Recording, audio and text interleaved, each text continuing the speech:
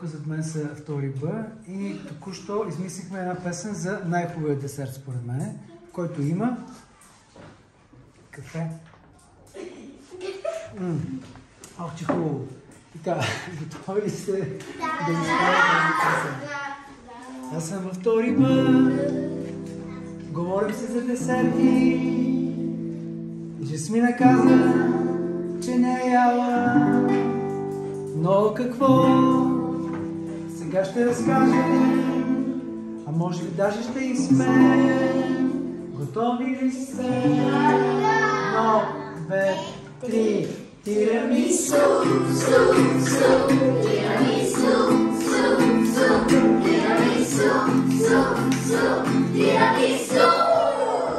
А сега, Алекс, ял ли си тирамису? Да.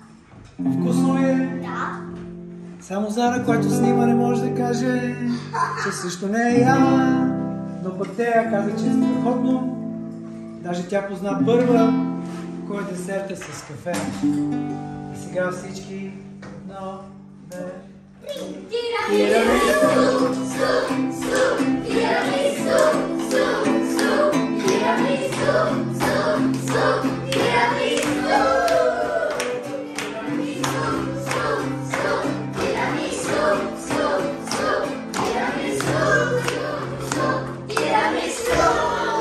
Сега ще кажем всички подред кой е ял. Ти, само казваш да или не. Ти, ти, ти, ти, ти. Ай, е ти. Ти. Харесва ли ти? Не. Радост? Не. А ти? Да. Кажи. Да. Алекс? Да. Оха! Жасмина? Не. Не. Кристина не. Иван?